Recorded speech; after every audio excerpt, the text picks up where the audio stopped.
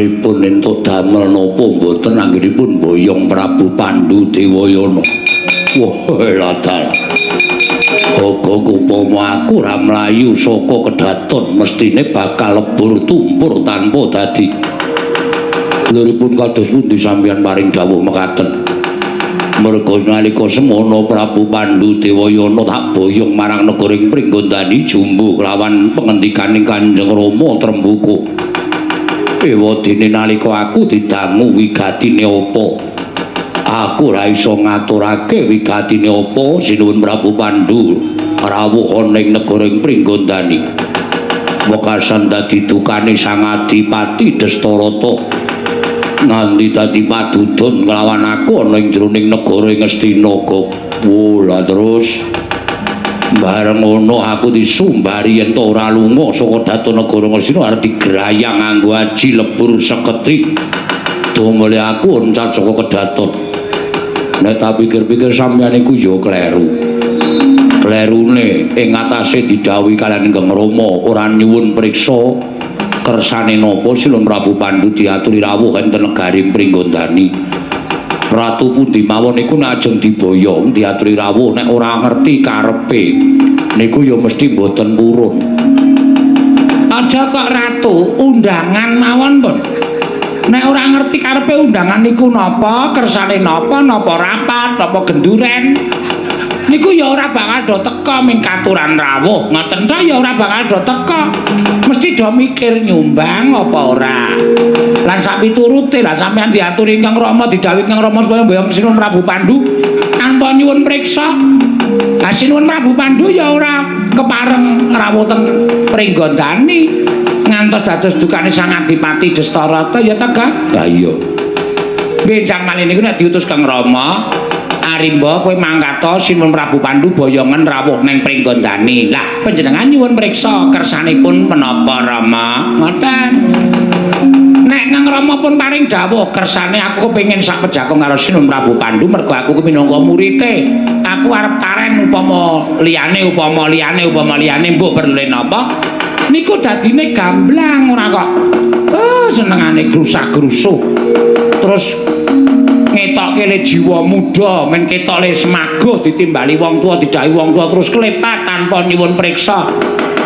Ayo sing arep diboyong ya ora gelem ya ke? Ayo.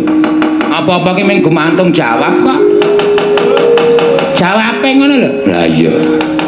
Nek ora ana jawabe? Ayo. Ya ora ana yo. Ngapa? Lah mbuh, mesti mah. Heeh. Ya ora ana yo ngapa jajan. Nah, mesti semrintil. Kabeh minggu mantung karo jawabe kok. Lah iya aku yo ngerti. Nanging malah iki dadi pancatan nggonku jajal karo wong Ngastina. Nuwun sewu, sampeyan ngendika kaya ngoten niku sing ati-ati lho. Ngati-ati piye? Sampeyan prisa mboten selagine Kang Rama Prabu Trembuka niku mawon meguru kalian Prabu Pandhu. Kok sampeyan putrane Prabu Trembuka kok ajeng jajal karo wong Ngastina? Nuwun sewu lho, niku pengendika sampeyan pun penggalih napa dereng? Pun mangpikir napa dereng? Pancen wis tak pikir. Terus dasar sampeyan apa kok arep jajal karo wong Ngastina? Mergo wong tuaku meguru karo Ratu Ngastina. Yen sing diguroni dening wong tuaku kuwi ora duwe kasantosan lahir batin. Gunane apa Kanjeng Rama meguru kalawan Prabu Pandhu? Mula iki dadi pancatan nggonku nyoba marang wong Ngastina. Yen pancen wong Ngastina kuwi wong digdaya, sekti kalintang jayaning perang. Pantes wong tuaku suwita marang Prabu Pandhu. Piye lho? Dikandhani kok. Buta nom-noman ki rung pengalaman kandhanana. Lah iya, nuwun sewu. Prabu Pandhu menika ngibaratipun singa singaning Nalindra. Lho. Kula matur singa singaning Nalindra. Singa singaning Nalindra mboten kaya sampeyan singa kok penyakit. Nggih ta?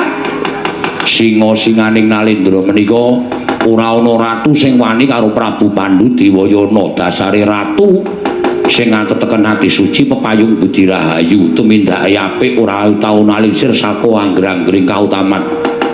Ingkang Rama dados siswaning Prabu Pandhu wis ditampa dadi siswa menika mujudaken satunggiling kanugrahan. Nuwun sewu lho.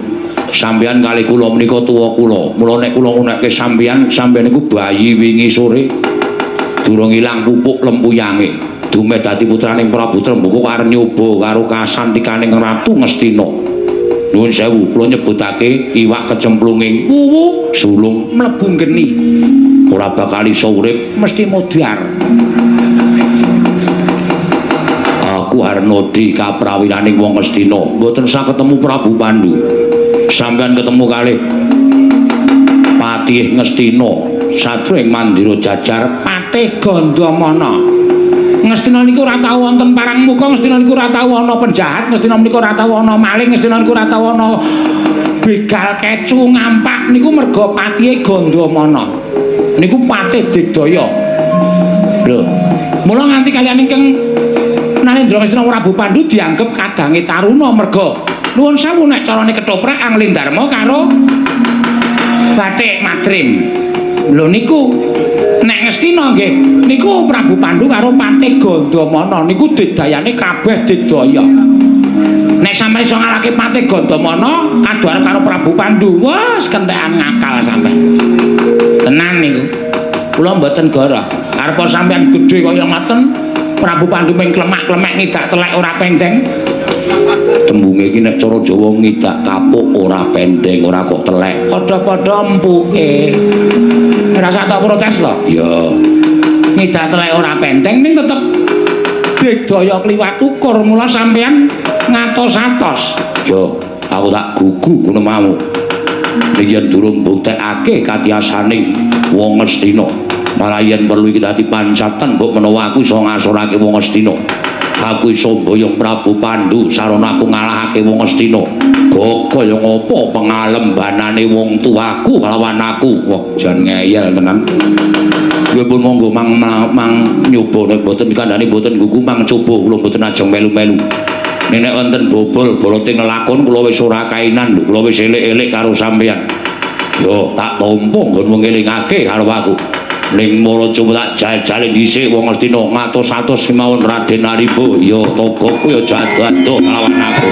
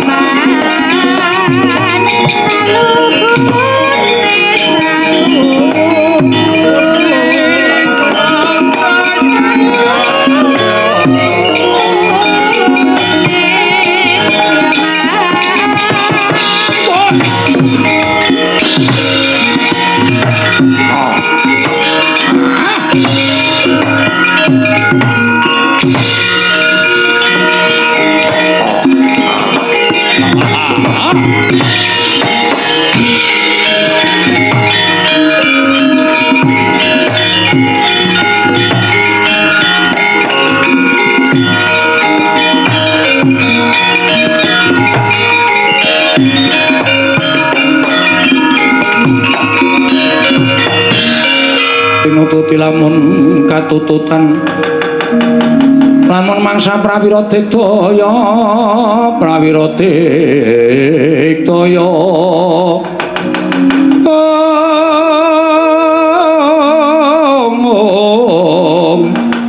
Purnanggono magawiya gelarira wang-wang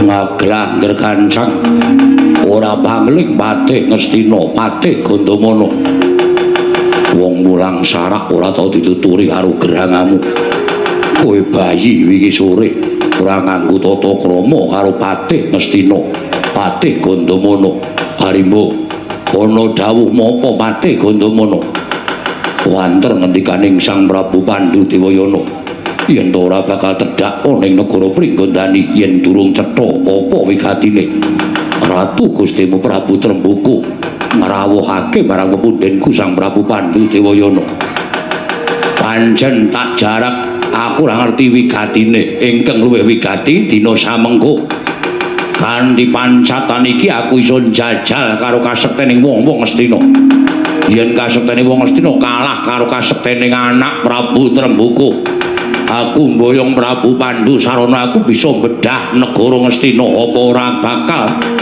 tumplak punjen jinundul puyuh pengalembananing Kanjeng Rama marang anake lanang Raden Arimbo. Kula kang sangka kuwi Patih Gandamana. Ora usah dadi palanging Arimbo. Dina saiki kuwi seminggi